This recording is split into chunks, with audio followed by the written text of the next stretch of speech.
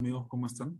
Bueno, este es un videíto rápido porque surge a partir de algunas solicitudes de personas que participaron en la primera sesión del curso de Postgres básico, que como ustedes saben se está llevando a cabo con el sistema operativo Linux, ¿ok? Porque es el sistema operativo en el que normalmente trabajan pues, los administradores de sistemas y especialmente aquellos que utilizan Postgres.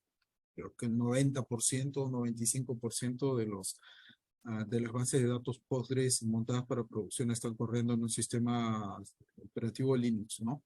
Independientemente de cuál sea la distribución de esta que se esté utilizando.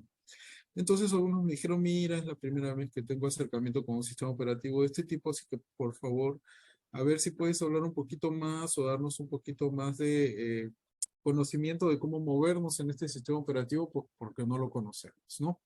Así que bueno, a raíz de eso surgió esta necesidad de dar este pequeño video, esta pequeña guía, para que más o menos todos entiendan cómo moverse dentro del sistema operativo GNU Linux, especialmente en Ubuntu Desktop, que es lo que estamos utilizando para el curso.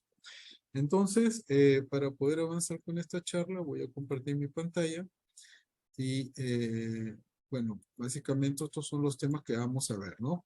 Vamos a hablar de entender qué es un Linux, cómo acceder a este, el entorno, conocer un poquito la consola, la estructura de directorios, los comandos básicos para moverse en Linux, la instalación y desinstalación de paquetes, la creación de usuarios, ver el consumo de recursos y el editor de textos Nano. ¿Ok? Porque como este curso va a ser, este curso de Postgres es totalmente en consola, pues creo que tenemos que repasar esos comandos de consola que, como verán, con un poquito de práctica se vuelven muy fáciles de usar. Entonces, para esto yo voy a utilizar una máquina virtual que ya tengo instalada con Linux. ¿Verdad? Esta voy a lanzar mi VirtualBox, que lo que hemos estado usando para poder hacer nuestro curso, para crear nuestra máquina virtual y voy a lanzar el Linux, ¿no?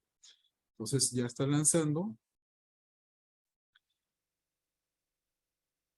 Sí, está cargando todo el sistema operativo y verán que la carga es muy rápida, ya está prácticamente disponible para utilizar. ¿Por qué? Pues porque básicamente Linux está muy optimizado para hacer el mejor uso de los recursos con los que cuenta, ¿ok? Tanto de memoria como de procesador, como unidad de almacenamiento. Entonces esto lo hace que sea bastante más rápido que otros sistemas operativos, a pesar de que, digamos, esta es una instalación genérica que puede ser utilizada en diferentes tipos de máquinas, ¿no? Cuando uno hace instalaciones personalizadas específicas para el hardware que está usando, el sistema operativo todavía es de un 25 a 30% más rápido de lo que normalmente uno tendría pues, con una instalación genérica, ¿no? Pero bueno, también hay que considerar que estamos en una máquina virtual y esta tiene solamente, como pueden ver acá en mi pantalla, pues unos 3 gigas de RAM, no más que eso, y 20 gigas de espacio en unidad de almacenamiento, que en este caso es una unidad de estado sólido, ¿no? Pero bueno, cuando nosotros ingresamos a Linux o un Ubuntu desktop, esto no pasa en un server porque en el server directamente vemos una consola, ¿ok? Nos pide con qué usuario vamos a entrar. En este caso yo creo un usuario de prueba y ustedes en sus máquinas habrán creado su usuario de prueba. Lo interesante de esto es que en una sola máquina yo puedo tener más de un usuario configurado. Y ustedes dirán, bueno, eso no tiene nada de raro, lo mismo lo tengo en Mac, lo mismo lo tengo en Windows. Sí, pero es que en el caso de Linux, yo podría tener todos trabajando al mismo tiempo. O sea, yo podría tener 20 usuarios y 20 usuarios trabajando al mismo tiempo. Porque la construcción de Linux, que está basado o está inspirado en Unix, es justamente tener un sistema operativo multiusuario, multitarea, multipropósito. Entonces, todo sigue ese patrón que varios usuarios puedan utilizar la máquina al mismo tiempo.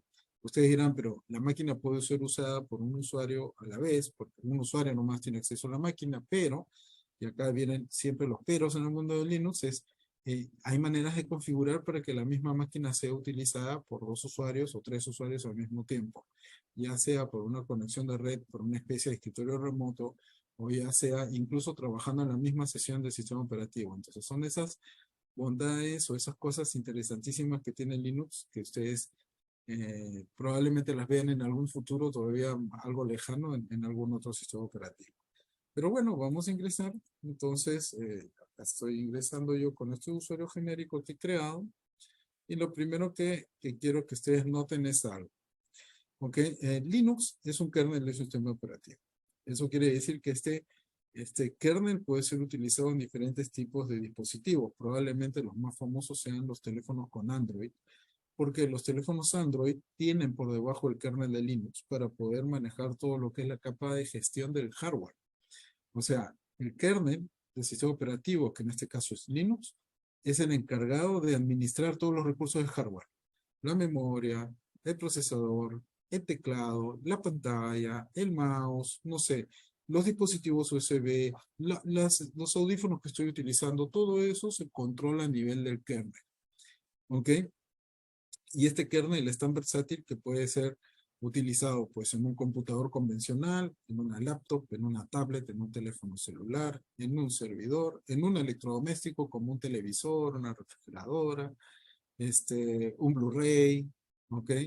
Y bueno, en general Linux es omnipresente en estos momentos en el mundo entero, pero normalmente no nos damos cuenta que está ahí, porque está muy por debajo controlando todo. Ahora, en un computador, un Linux, como les digo, es el kernel del sistema operativo, está conectando o está organizando todo el trabajo de los dispositivos de hardware, y encima lo que se le pone es o bien un sistema para trabajar mirando de cara al usuario, que puede ser en consola, como lo que vamos a usar nosotros dentro de un momento, o gráfico, como lo que estamos viendo en estos instantes. También dentro de lo que vendría a ser este sistema gráfico, hay diferentes tipos de sistemas gráficos que yo puedo utilizar. Y de hecho, digamos que acá estoy en dos maquinitas, ¿no? Mi máquina, que es la que ustedes están viendo acá en estos momentos, y la máquina virtual que está corriendo acá. Y verán que esta máquina virtual tiene una apariencia muy diferente de esta máquina principal en la cual yo estoy trabajando. Porque en esta que yo estoy trabajando estoy usando un escritorio gráfico que se llama XFCE, que para mí es más eficiente, es más cómodo, ¿ok? Y el que trae por defecto Ubuntu Desktop es uno que se llama Mate, si mal no me recuerdo, ¿ok? Entonces, ¿ese mismo Linux? Sí, es el mismo Linux, pero tiene una apariencia diferente. Solamente es eso, ¿ok? Y cada uno puede hacer su personalización del entorno como uno desee. ¿Ok? No lo harán todos, no, la mayoría utiliza el escritorio por defecto y la apariencia que este trae, pero lo cierto es que nosotros podemos hacer un nivel de personalización mucho mayor, ¿ok? Como para tener todo nuestro entorno a nuestro gusto. De hecho, es muy común que los usuarios de Linux estén compartiendo imágenes de lo que llamamos nuestros escritorios para que la gente vea cómo lo hemos puesto bonito y a nuestros gustos, ¿no? Acá estoy usando, como les digo, XFCE, y en la maquinita virtual estamos usando Mate, pero también hay otros como Gnome, otros como KDE y muchos administradores de ventanas libres que uno puede empezar a utilizar sin ningún problema. Cada uno usa lo que más le guste, ¿no? Y cada uno, por ejemplo, KDE, si bien no es un Windows, o sea, en look and feel no es como el Windows, es lo más parecido probablemente a un Windows.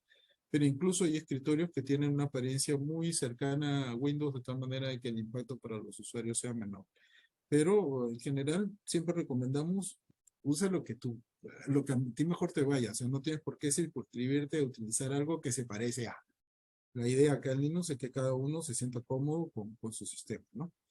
Entonces, ya para entrar a hacer la demo de Linux, voy a compartir solamente la ventanita de la máquina virtual para no distraernos con todo lo demás que tenemos alrededor. Bueno, y ustedes verán que yo ya ingresé con mi usuario y mi password y que tengo pues esta apariencia de escritorio, ¿no? A la mano izquierda tengo todo mi software instalado y a la mano derecha tengo mi escritorio como tal, ¿no? Del espacio de pantalla en el cual yo puedo trabajar.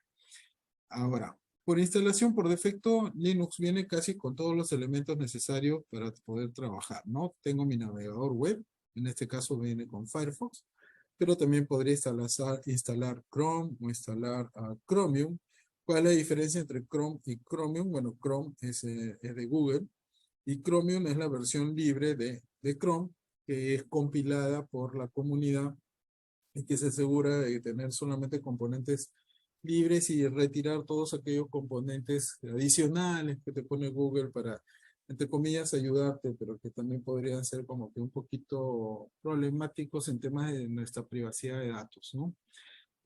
Bueno, acá tenemos Firefox. Yo utilizo Firefox siempre, por ejemplo, por defecto como mi navegador, pero también tengo instalado Chrome, tengo instalado Chromium, tengo instalado Opera, ¿ok? Que son los que normalmente se pueden utilizar en Linux, ¿ok? Evidentemente Edge no corre en Linux, no sé si habrán sacado una versión de Edge para Linux, quizás lo hagan algún día. Y Safari pues solamente corre en Mac, no corre en Linux, así que no está disponible en Linux, aunque probablemente sería más cercano a trabajar un Safari en Linux que un Edge en Linux, porque Safari corre bajo un sistema operativo Unix por debajo, que es en el que se basa Mac, que es FreeBSD, ¿no? Bueno, esto está levantando ahí. Hace un ratito yo hice pues un reboot a la mala, así que posiblemente por ahí se pueda demorar, pero está levantando mi navegador, ¿no? Y acá tengo pues como les digo todo el software que tengo instalado. Tenemos nuestra versión libre de las utilidades de cómo se llama Microsoft Office, que es el LibreOffice. Creo que acá no lo tengo instalado, pero podríamos hacer una instalación, ¿ok? Para poder hacer una instalación en LibreOffice tenemos reproductores de video, reproductores de audio, bueno, en general, mucho software que podríamos utilizar. Pero acá el que más vamos a utilizar es la consola, es el terminal, y como ustedes verán es la primera opción que nos aparece acá. Eso le vamos a dar un clic y acá nos va a abrir nuestro terminal, ¿no? Acá sé que he pasado con mi Firefox, pero como les digo, hace un rato hice un reboot a la mala, así que probablemente por ahí que lo he malogrado, ¿ok? Pero se reinstala y no hay ningún problema, ¿no? Eh, Quizás la ventaja o la parte interesante de todos aquellos que trabajen con sistemas operativos libres es que todo el software o casi todo el software que van a utilizar es libre. Y acá hago una diferencia entre libre y gratuito, ¿ok? Un software gratuito, por ejemplo, es el WinRAR, que probablemente muchos lo tengan, ¿no? Este software que bajas para empaquetar y desempaquetar archivos, te lo bajas y es gratuito. Tú no pagas nada, lo instalas y eso va a utilizarse ahí sin ningún problema. Eh, no necesitas pagar ninguna licencia o nada de ese tipo. O el Adobe Acrobat, que entiendo que es gratuito también, simplemente lo bajas y ya está. No tienes que hacer nada más, pero no son libres. ¿Por qué no son libres? Porque para que sean libres tiene que venir con ciertas libertades, valga la redundancia, que están especificadas por las licencias libres, que son las licencias de la, o bien de la iniciativa Open Source o de la Free Software Foundation. Probablemente la licencia más famosa de la Free Software Foundation es la GPL, la General Public License, ¿ok? En la cual donde especificamos pues que el software puede utilizarse para cualquier uso sin ninguna limitación. Debe poder distribuirse sin ninguna limitación, debe venir accedido con su código fuente, ¿ok? Para poder hacer modificaciones y repartir esas modificaciones. Y yo debo poder generar, ¿cómo se llama? Mis propias versiones a partir del software que otros han publicado. De hecho, eso es justamente lo que hace que en software libre tú tengas para una misma necesidad decenas de aplicaciones para poder, ¿cómo se llama? Solucionar tus problemas o tus necesidades. Y a veces muchas de ellas vienen de una misma piedra fundamental. Entonces, aunque parezca mentira, esta característica de, oye, tener 10 navegadores web, 10 reproductores MP3, 10 tipos de consola, como lo que estamos viendo, aunque ya es como mucho y a veces el cliente se pierde o los usuarios se pierden, es en realidad una ventaja porque quiere decir que diferentes equipos han hecho su customización como uno quiere, ¿no? Bueno, ya está corriendo, por ejemplo, mi Firefox y yo pues puedo cargar y hacer todas las cosas que hago con cualquier navegador en internet sin ningún problema. Y si gustan, en un ratito pues instalamos Chrome o Chrome para que ustedes vean también que realmente pues las opciones están ahí para poder usarlas, ¿no? Entonces, vamos a centrarnos más en el tema de la consola y cómo abrimos la consola. Como les dije, vengo acá y acá voy a encontrar terminal. Y si ustedes no ven el iconito de terminal, escriben acá terminal y muy probablemente les va a aparecer esto, porque está instalado siempre por defecto. Todo sistema operativo Linux viene con el terminal ya instalado. Entonces, esto es lo que nosotros llamamos la famosa consola. ¿Ok? La consola, desde la consola yo puedo trabajar directamente ya con el sistema operativo y normalmente cuando uno administra un servidor, por ejemplo en remoto, lo que se le da es un acceso por un canal privado y seguro que se llama SSH, pues utilizando una aplicación que se llama SSH, y uno ingresa al sistema operativo de manera remota, pero a una consola. Pero desde esta consola uno puede manipular el sistema operativo a su antojo, ¿no? Uno puede abrir, como ustedes verán, muchas consolas. ¿Cuántas? Tantas como me dé mi memoria del computador. ¿Ok? Y en cada una hacer una tarea diferente. Salvo que sean algunas tareas específicas que necesiten bloquear la máquina, como por ejemplo instalar paquetes. Y ahí pues esto podría, ¿cómo se llama? Ver que en una estoy instalando y en la otra no puedo instalar nada porque tiene que esperar que termine de instalarse en la otra consola, ¿no? Entonces, lo voy a cerrar acá y vamos a ver lo que vendría a ser la estructura de directorios. Bueno, la estructura de directorios es cómo está organizado mi disco, ¿no? Entonces, si yo hago, no, vamos a hacer esto. Si ustedes abren una consola en Windows, o sea, con el famoso command.com o el cmd, ¿ok? Cuando ustedes quieren ver la cantidad de folders, directorios o carpetas, como lo llaman en su país, y archivos o ficheros que estén en esa ruta en la cual ustedes se encuentran, escriben el comando dir. El comando dir, por cierto, existe también acá en Linux, pero realmente nosotros utilizamos uno llamado ls, y en ls podemos hacer muchas cosas. Por ejemplo, con ls, de esa manera en sencillo, listamos los directorios que yo tengo en mi computador, y con ls-la, ¿ok?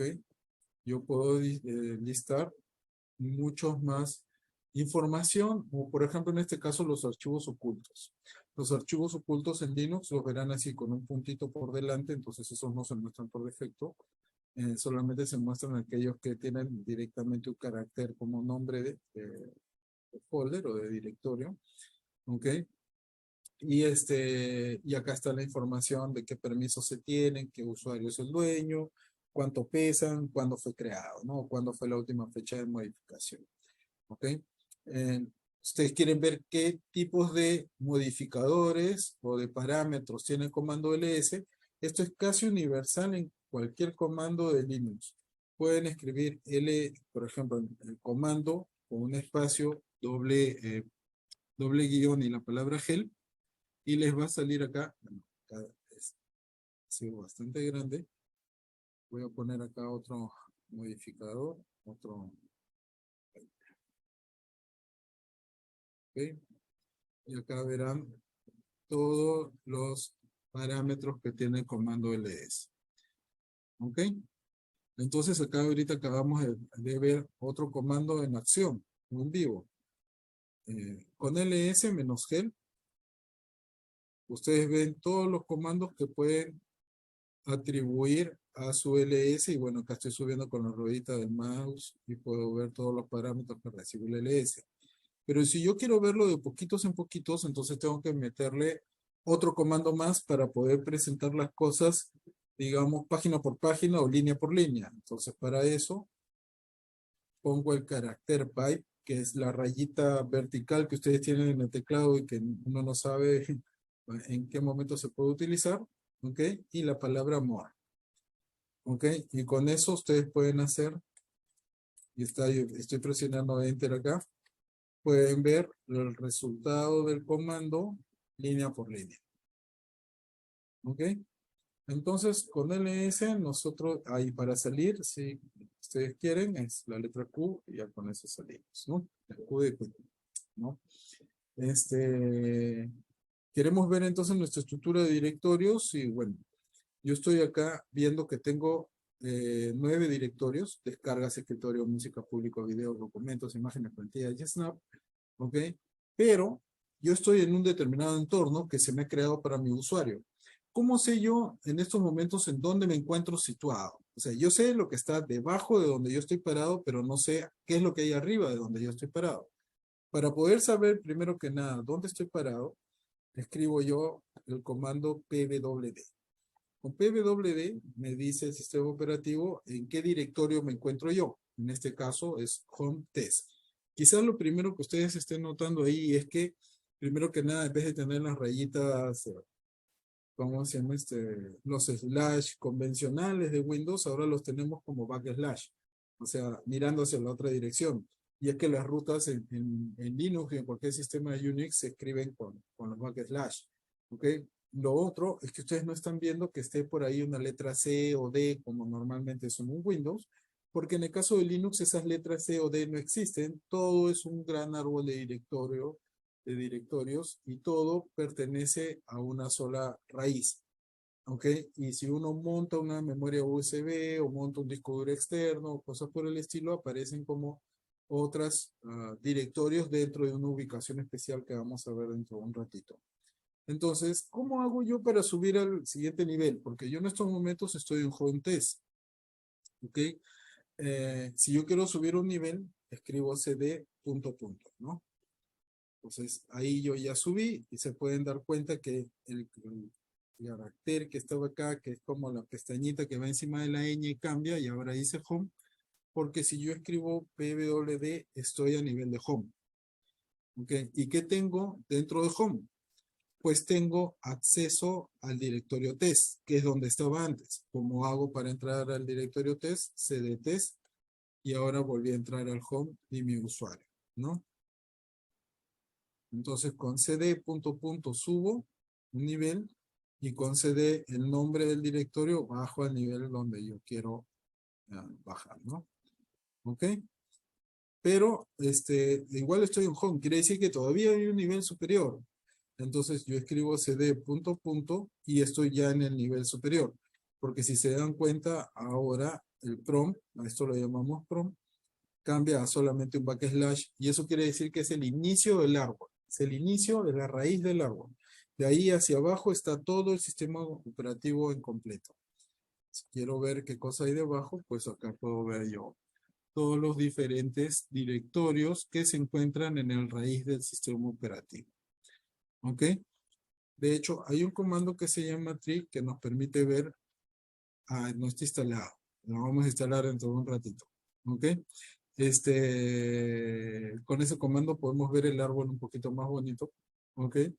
Pero acá lo que estamos viendo es que tenemos todos esos directorios a nivel de raíz. Si ustedes quieren verlo gráficamente, acá tienen este explorador de archivos, como si fuera en Windows, y acá están, ¿se acuerdan los directorios que teníamos dentro de test? Yo puedo subir y para eso me voy a otras ubicaciones y doy acá clic sobre el directorio y acá estoy en el directorio raíz, ¿no? Entonces acá estoy. Si ustedes ven estos archivos que están acá o estos directorios que están acá, ¿okay? Son los mismos que estamos viendo acá. ¿Okay? De hecho, yo puedo entrar al cajón y puedo entrar acá test y veo lo que hace un momento veía como test. ¿Ok? Si quiero volver a subir, pues simplemente vuelvo retrocediendo y subo a mi primer nivel. ¿Ok? Entonces, ¿qué cosa es lo que estamos viendo acá? Esto evidentemente es toda una estructura, digamos, algo compleja de buenas a primera, así que solamente voy a hablar de aquellos directorios principales y solamente para mencionarles qué es lo que hay ahí, ¿no? En bin ustedes van a encontrar algunos comandos normales de utilización de Linux, por ejemplo el ls probablemente esté acá en bin, y de hecho si yo hago un doble clic acá, veremos que seguramente, a ver si me lleva, acá está el comando ls, ¿ven? Entonces el comando ls, el comando locale y así diferentes comandos se encuentran instalados acá. Son los comandos básicos del sistema operativo. Eso los encuentran acá en bin. ¿Ok? Luego tenemos el directorio boot y en el directorio boot están todos los elementos que permiten inicializar el sistema operativo. Así que normalmente ahí nadie mete la mano. Ahí está el kernel justamente de Linux. Y si ustedes quieren ver el kernel de Linux y hacen un doble clic acá, el kernel de Linux está acá distribuido en estos diferentes archivos que se encuentran acá. ¿Ok? De hecho, si mal no me equivoco, son el System Map que está acá, ¿no? Los genéricos. Vean que acá hay dos versiones del sistema operativo, de hecho, instaladas, porque normalmente se instala uno y luego se va actualizando con el paso del tiempo, ¿no? ¿Ok? En DEP, lo que nosotros tenemos es todos los dispositivos que están conectados a nuestro computador. Los discos duros, las memorias USB, los teclados, las pantallas, todo está en DEP. Porque cada cosa que ustedes conecten al sistema operativo aparece en DEP. ¿Ok? Y se controla desde DEP. No vamos a entrar a ver eso ahí por el momento. ¿Ok? Y en ETC van a encontrar ustedes los archivos de configuración de los diferentes servicios que tenemos en nuestro sistema operativo. De hecho, cuando nosotros entremos a configurar Postgres, vamos a entrar a un directorio que se genera en ETC, en donde directamente tenemos los archivos de configuración de Postgres. Ahí tenemos los archivos de configuración de nuestros servicios de base de datos, de nuestros servicios de correo electrónico, de nuestro servidor web, del propio sistema operativo y de muchos otros tipos de aplicaciones que normalmente generan estos archivos de configuración en ETC por convención. Todos se instalan ahí, ¿no? En Home tenemos los directorios de los usuarios. Es decir, yo estoy usando el usuario test y tiene un directorio dentro del directorio test, perdón, dentro del directorio Home. Si yo creo otro usuario como el usuario Ernesto, tiene que aparecerme otro directorio acá como usuario Ernesto. Entonces voy a hacerlo para que ustedes lo puedan ver y vayan tomando nota de estos comandos que vamos viendo poco a poco, ¿no? Para empezar, el comando universal para tener acceso de administrador a la máquina es sudo, ¿ok? Porque el administrador es uno solo, se llama root, y nosotros estamos como usuario test. Así que lo que queremos es crear otro usuario, pero el usuario test no puede manipular esas configuraciones de nivel superior en el sistema operativo, por lo cual tiene que pedir ese permiso de administrador de la máquina. Entonces, el primer usuario que ustedes generen en el sistema operativo, por defecto, ese va a ser el usuario administrador y es el que va a poder ejecutar este comando que estamos viendo que se llama sudo. Entonces, escribimos sudo y si mal no me equivoco es add user Ernesto. Como yo no estoy creando usuarios todos los días, es que existe user add también, que básicamente hace lo mismo, pero uno te pide más información que el otro, ¿no? Entonces estamos creando el usuario Ernesto y me va a pedir la clave de administrador del usuario test y vamos a ingresar. Entonces acá me está pidiendo, oye, mira, voy a crear el directorio Home Ernesto.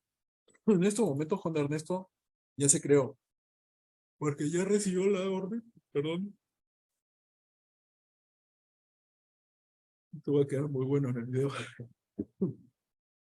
Esto va a generar un usuario que ya va a estar a nivel del sistema operativo para poder acceder a los diferentes servicios. Entonces, ¿se acuerdan cuando yo les decía que en Linux más de un usuario se puede conectar a la vez a la máquina y poder trabajar y cada uno en su entorno? Pues cada uno va a tener su propio entorno en ese directorio de home donde se le asigne su espacio personal, que normalmente tiene el mismo nombre del usuario. Entonces me va a pedir una clave.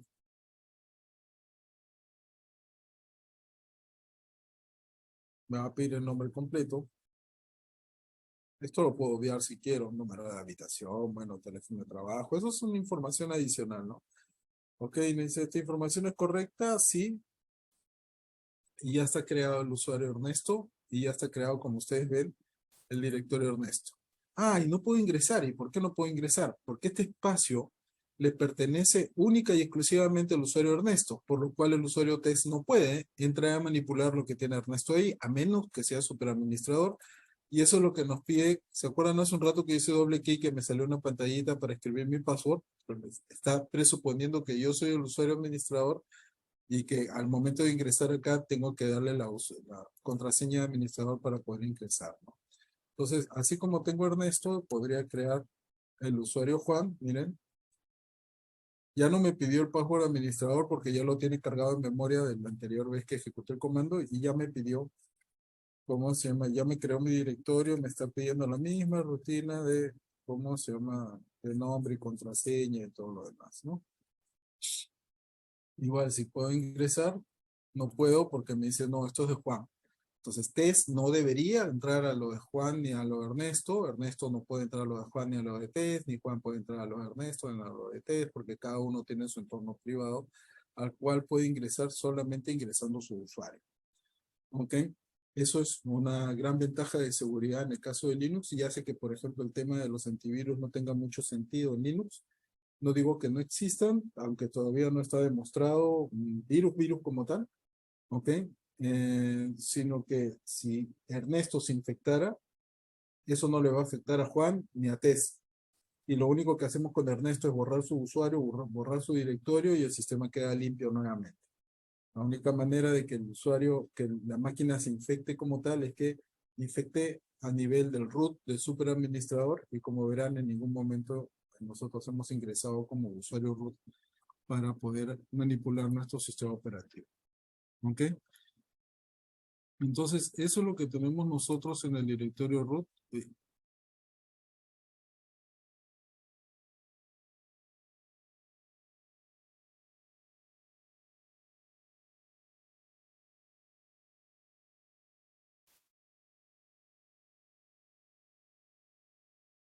Y vámonos a nuevamente a otras ubicaciones, Ubuntu. Y bueno, eso es lo que tenemos en Home.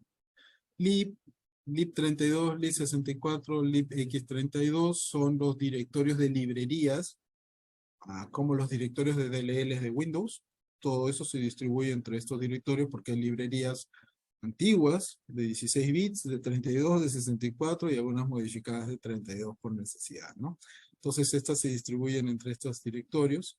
En Media van a encontrar ustedes las unidades de almacenamiento externo, los CD-ROMs, las memorias USB, los discos externos, todo eso aparece como un directorio dentro de Media. No tengo acá una USB en la mano como para mostrarles, pero ustedes conectan una USB y aparece un directorio acá en Media indicándoles que se ha conectado una nueva USB. Y en MNT es donde montamos esos directorios que aparecen en Media, como para hacer una unión, digamos, hay un montaje de unidades, que eso ahora se hace automáticamente, antes había que hacerlo manualmente, ¿no? Pero bueno, eso quizás lo veamos en algún otro momento, no hace parte del curso. En OPT tenemos sistemas que se pueden instalar encima de nuestro Linux, pero que no siguen la convención de directorios de Linux, sino normalmente son lo que nosotros llamamos instalaciones monolíticas, en donde todo está en un solo sitio, en en un solo árbol de directorios y no distribuido a lo largo de todo el sistema operativo. Todo eso se pone en OPT, ¿no? En PROC van a ver ustedes los procesos del sistema operativo corriendo, pero en formato de sistema operativo, entonces eso normalmente no lo tocamos, ¿no? Hace rato les vengo hablando del usuario root de administrador de la máquina y el usuario root tiene su propio directorio y verán que no está dentro del home. Entonces el root, de hecho, que está protegido, ¿ok? Yo no puedo acceder al root, tiene sus cositas ahí corriendo de manera, ¿cómo se llama esto? Perdón, tiene su entorno ahí de trabajo totalmente aislado para que nosotros no choquemos o nadie intente meterse a ese entorno de administrador de sistema, ¿no? En RAM tenemos algunos, digamos, software que ya está corriendo, por ejemplo, acá está el sudo, ¿ok? Y son cosas que normalmente ya están en proceso, ya se están ejecutando. Entonces, estos generan los famosos archivos PIT, que básicamente un archivo PIT indica de que algo se está ejecutando en el sistema operativo. Esto, digamos, es muy común en Linux, ¿no? En ese bin tenemos más software instalado, software comandos básicos o de servicios del sistema. Ahora existe uno que se llama Snap, por un tipo de instalaciones especiales que hacen en Linux. Ok, básicamente un Snap es el nuevo formato hacia lo cual están yendo las utilidades de Linux. La transición todavía demorará algunos años, la transición total, pero básicamente lo que hacemos es que ahora creamos software que puede correr transversalmente en diferentes plataformas, todo con un solo snap. Y ya no tenemos compilaciones por cada tipo de sistema operativo que estemos usando, ¿no? SRB y en sys corren algunas cosas propias del sistema operativo. ¿Ok? En TMP son los archivos temporales que se crean, archivos que cuando ustedes reinician la máquina desaparecen. ¿Ok? Así que en TMP nunca se guarda nada porque siempre se borra al momento de apagar la máquina. En USR tenemos más aplicaciones corriendo dentro del sistema operativo.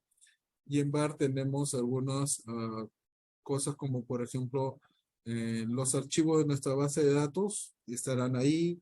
Los archivos o el árbol de archivos de nuestro servidor web estarán ahí. Y cosas así, digamos, todo lo que vendría a ser data de producción de algunos servicios correrá en VAR. Entonces, esa es más o menos la estructura de directorios de un Linux. ¿Ok? Para que más o menos lo conozcan así de manera general. Entonces vamos a retornar acá a nuestra consola y vamos a seguir trabajando el tema de los comandos, porque ya vimos el comando ls, que nos lista lo que está en un directorio, el comando cd, que nos permite movernos a través de un directorio, a través de los directorios. Por ejemplo, acá me he ido directamente a home test, como ustedes pueden ver. ¿Ok? Bueno, el comando pwd para pd para ver dónde estamos. ¿Ok? Y ahora voy a hacer una creación de un directorio, porque yo quisiera crear un directorio. Para crear un directorio tengo el comando mkdir. Entonces yo puedo comenzar a crear mis directorios así. Ok, uy, se me pasó un carácter, pero acá están nuestros directorios que hemos creado, ¿no? Ok. Ah, y ahora puedo crear o puedo copiar archivos. Para crear un archivo en blanco vacío, un archivo de texto, tenemos un comando que se llama touch. ¿Ok? Y que, por ejemplo, puede ser así, ernesto.txt. Con esto, ahorita le hago un ls, verán que me crea un archivo de texto. En este archivo de texto yo podría tener mi data, podría tener archivos de configuración, podría tener varias cosas. ¿Ok? Si yo quisiera editar este archivo, hay diferentes editores. ¿Ok? Y al final de esta sesión vamos a ver uno de ellos, que son probablemente más sencillos, ¿no? Entonces, con touch creo archivos y yo puedo copiar este archivo. Entonces, quiero copiar ernesto.txt al directorio dir1, que estaba vacío. Entonces, cp dir1, miren cómo lo estoy copiando y estoy moviendo, perdón, estoy copiando mi archivo acá. Entonces, ahorita mi archivo está acá, pero si yo entro a dir1, también tengo el archivo ernesto.txt, la copia del otro que tengo ahí, ¿no? De hecho, si yo entro a dir2, en dir2 yo no tengo nada. Voy a borrar ese dir2 porque no me gusta cómo lo he escrito.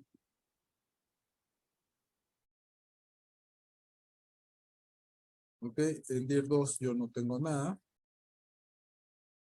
Lo que voy a hacer es mover el ernesto.txt hacia dir2.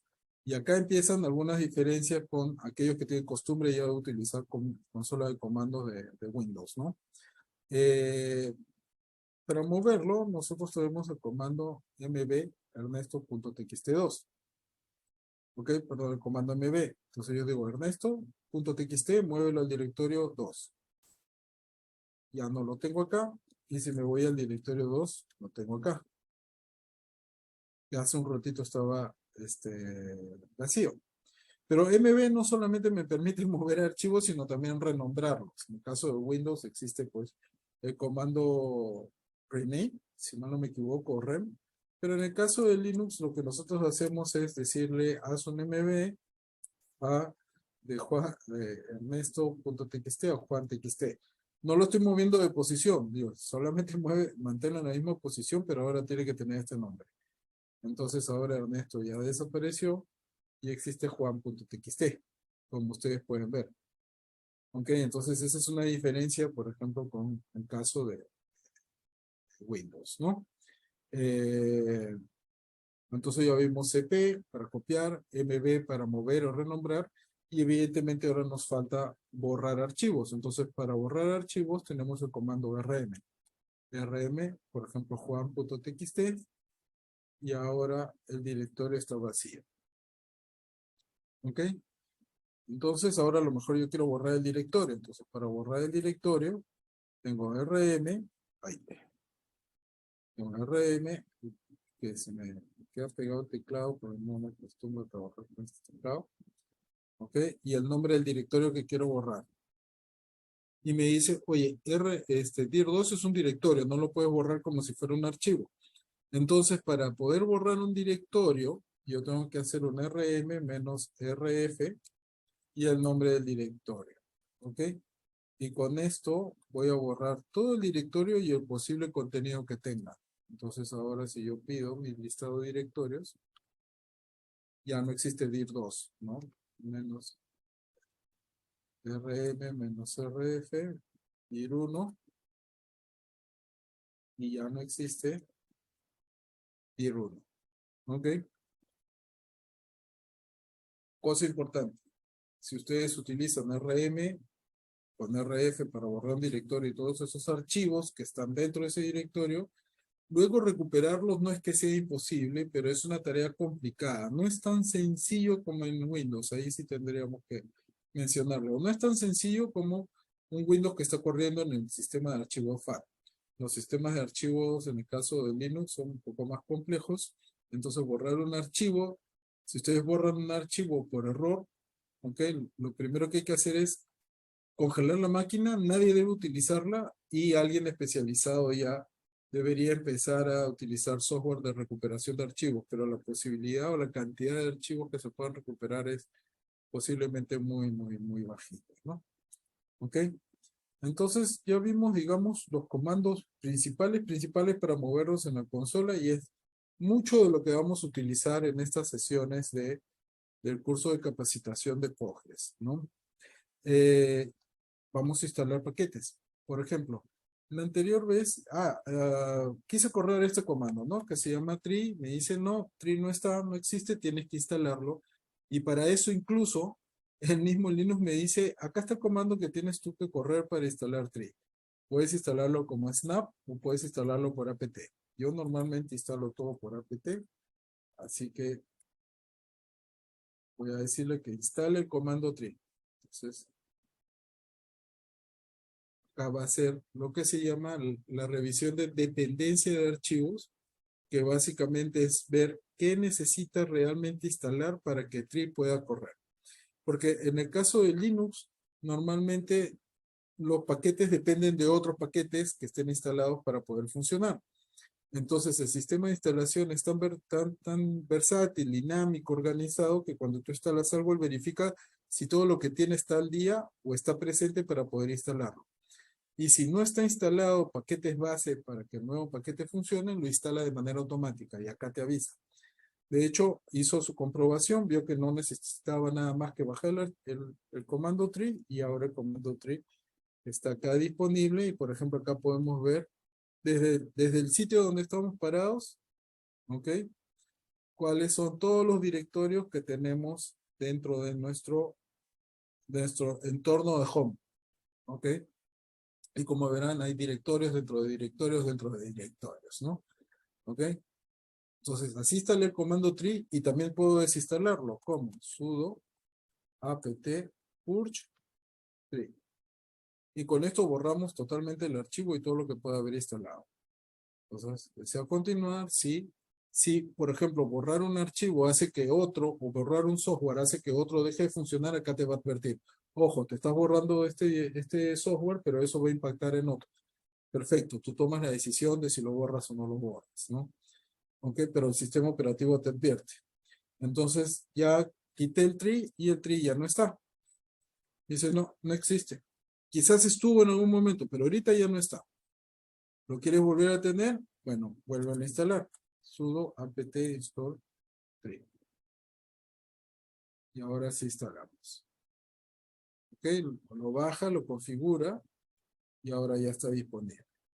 Ahora, claro, ustedes se preguntarán, ¿y cuántos comandos hay? ¿Cuántos software hay? Literalmente hay miles, muchachos. Entonces, antes de instalar algo, primero fíjense bien exactamente qué cosa quieren instalar para poder escoger el software más adecuado y buscar si existe. ¿Cómo busco si existe el software?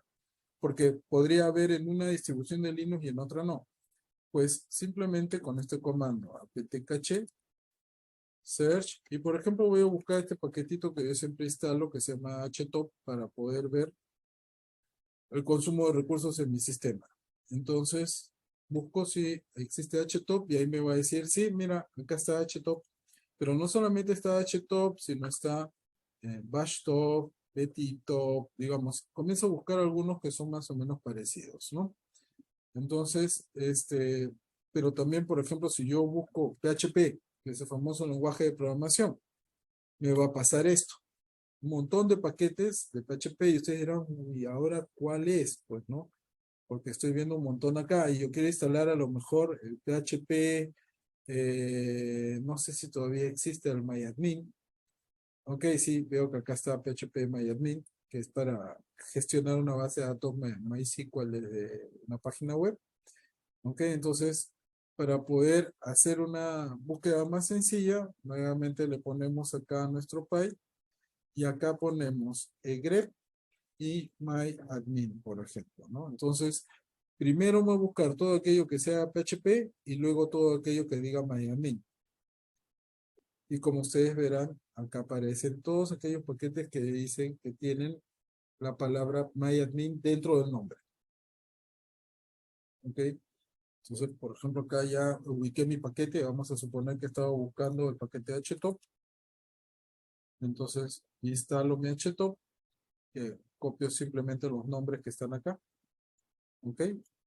En este caso no es necesario, pues, de PHP. ¿Ok? Y está instalando el software htop. Htop sí les recomiendo que lo instalen porque lo vamos a utilizar bastante a lo largo de este curso para poder ver si el sistema operativo está levantado, no está levantado, perdón, el servicio de la base de datos está levantada, no está levantada, qué está haciendo, cómo se generan sesiones y cosas así. Entonces, ok, instalamos htop, vamos a entrar a ver qué nos dice el htop. Y el htop nos dice, mira, ahí tienes una CPU, 3 GB de RAM y acá están todos los procesos que están corriendo. De por sí mismo esta aplicación ya tiene varios modificadores que nosotros podríamos utilizar, pero que en este caso no lo vamos a aplicar al menos de manera inmediata, ¿no? Para salir de esto, F10 y con eso salimos de esta pantalla, ¿no? Ahí, perdón, con control C. Listo, con control C también podemos salir. ¿Ok? Ya vimos cómo crear usuarios, ya vimos cómo ver el consumo de nuestra máquina y ahora nos falta ver un editor de textos. Entonces, para poder editar un texto, voy a crear un archivo de texto. Y eso lo hacemos con touch, ernesto.txt. Y para ver el contenido de un archivo de texto, ¿y por qué estoy hablando de archivos de textos a estas alturas? Porque en Linux ustedes sí es algo que van a ver a montones, son archivos de texto. Okay, entonces, si ustedes quieren ver el contenido de un archivo, es muy probable que ese contenido sea un archivo de texto, que es entendible por la máquina, pero si ustedes quieren leerlo, escriben cat y el nombre del archivo y les va a decir el contenido del archivo. Ups, no tengo nada. Claro, acabo de crearlo y evidentemente lo creé vacío. De hecho, si yo pido ernesto.txt, ustedes verán que tiene 0 bytes de longitud. Entonces, quiero meter la información. Entonces, voy a mi editor de texto. Nano ernesto.txt. Y es un editor de textos viejo, feíto, pero sencillo de usar, muy ligero y lo van a encontrar ustedes en cualquier servidor instalado porque normalmente siempre viene por defecto, ¿no? Entonces, por acá voy a poner esto.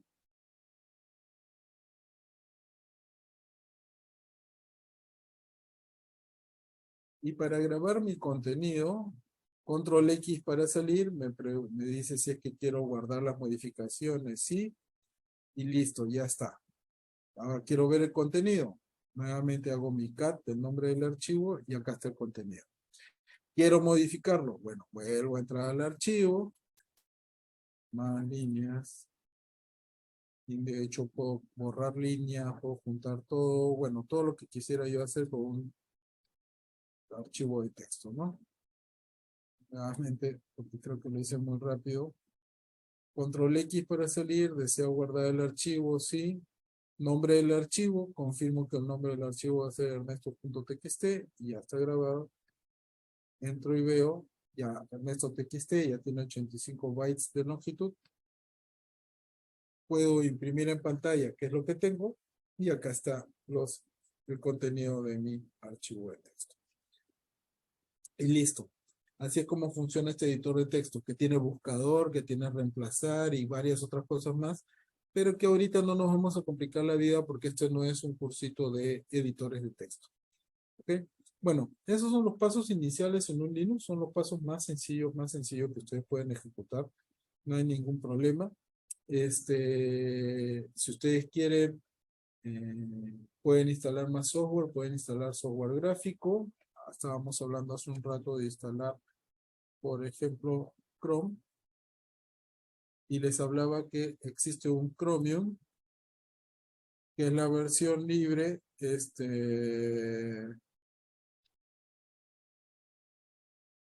Chrome. Ay, vamos a ver cómo está el paquete de Chrome. ¿Cómo se llama? Me acuerdo que no solamente se llama Chromium, sino tiene otro nombre más. Entonces, busqué Chromium y se llama Chromium Browser. ¿Ok? Entonces lo voy a instalar así. Chromium Browser. Y acá está bajando la versión libre de Chrome, ¿no? Como verán, él solito se encarga de todo, no los va a molestar a ustedes, que tiene que instalar esto, que tiene que instalar lo otro. De hecho, si necesita algún tipo de ayuda, pues lo va a hacer y les va a preguntar, oye, necesito que decida sobre dónde van a ir estas cosas o dónde van a estar estas otras cosas, ¿no? Verán que, por ejemplo, en esta instalación limpia de Linux que tenemos se han instalado 178.000 archivos, que los archivos no se han instalado, ¿ok? Entonces acá va a ir haciendo su proceso de instalación mientras ustedes se dedican a hacer otras cosas porque esto está corriendo ahí como otro servicio aparte y no necesitan ustedes estar, pues, como se llama, pendientes a ver de lo que está pasando, a menos que evidentemente sea algo muy crítico, ¿no? No hay ningún problema, acá va a desempaquetar y va a instalar todo y como el Chromium es más o menos pesadito, puede ser que demore un poquito en instalar, ¿no? ¿Y ustedes qué pasa si es que quieren instalar otro paquete en este instante? O sea, yo me creo otra ventana y digo, bueno, nueva ventana y voy a instalar otra, digamos que es un metapaquete que tiene varias cosas adentro, administrador de archivos, editor de texto y todo lo demás que se llama MC, Midnight Commander. Si le doy a instalar acá ahorita, es otra nueva consola, por eso me pide mi password. Me va a decir, oye, no puedo tener bloqueo del el administrador de instalaciones de software porque acá está corriendo. Entonces, como no puedo correr ese mismo proceso dos veces en paralelo, pues ahí va a intentar bloquearlo para su uso mientras que el otro está corriendo. Pero hasta que no acabe, esto no va a pasar. Entonces, esto se puede quedar ahí, no tiene sentido, así que mejor lo vamos a parar y ya se supone que debo acabar este para poder hacer la instalación del otro paquete, ¿no? Que lo puedo hacer desde esta misma pantalla o desde la otra pantalla, ¿no?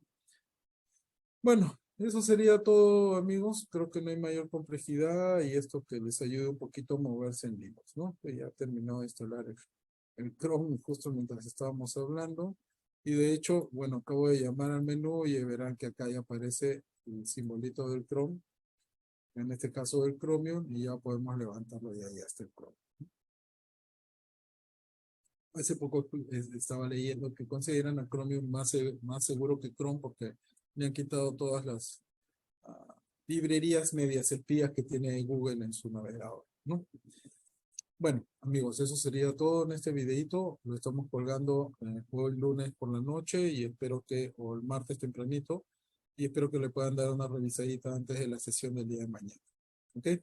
Muchas gracias a todos y estamos conversando. Adiós.